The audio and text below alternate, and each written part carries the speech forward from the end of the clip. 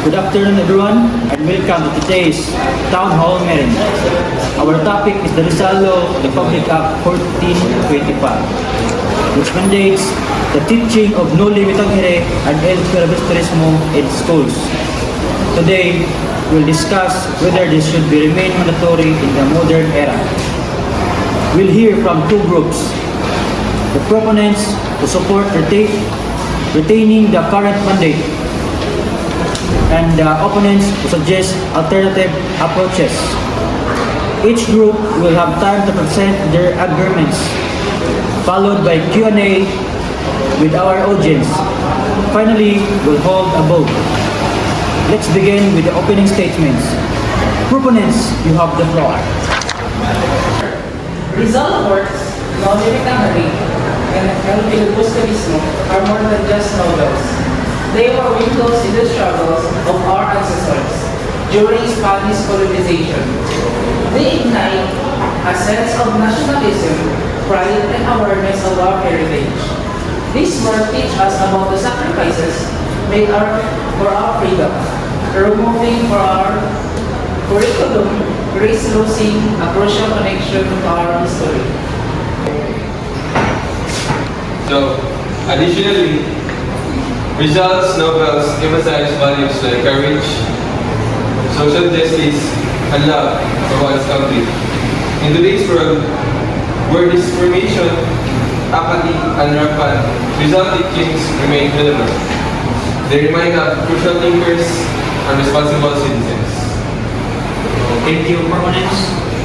Now, the opponents will present their opening statements. Good afternoon. While we respect the importance of Rizal's work, we must acknowledge that education evolves. Students today engage with learning differently. They prefer interactive and relatable methods. Rizal's novels are in archaic Spanish translated to Filipino, making them hard to grasp for some students. Perhaps using modern literature or digital media can better convey similar values. We're not advocating to erase Rizal legacy. Instead, we propose integrating this idea into broader, updates materials.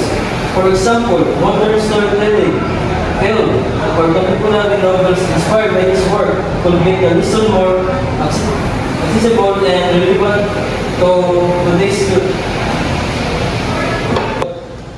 Thank you to both sides. Let's open the floor to questions and arguments. So for the opponents, my question is, how can we ensure students generally understand the novels given the language barrier? So, that's a valid concern. Schools should implement workshops or modern translations alongside the original text to make the novels more accessible without losing their integrity. Okay, for the opponents, how would we ensure that Rizal's legacy is forgotten if his works are replaced? We propose keeping his legacy alive to innovate methods like encouragement or graphic novels, which are more engaging for younger audience and preserving the essence of his ideas. So, thank you everyone. Now each group will provide a closing statement. Proponents first.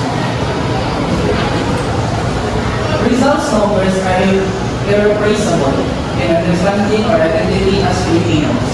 The challenge of us to confront our past and inspire us to build a better future. Let's preserve their place in our education system. We're not against Rizal teaching. We're advocating for methods that resonate with modern learner. Let's adapt to the time while keeping his value alive. So, it's time to vote. The teaching no limit tangere and el filibusterismo remain mandatory in schools. Please raise your hand and cast your vote. So, it's time to vote. The teaching no limit tangere and el filibusterismo remain mandatory in schools. Thank you for participating in this lively discussions. Whatever the outcome, it's continuing to honor the Rizal legacy. and strive for meaningful education today. Like answer,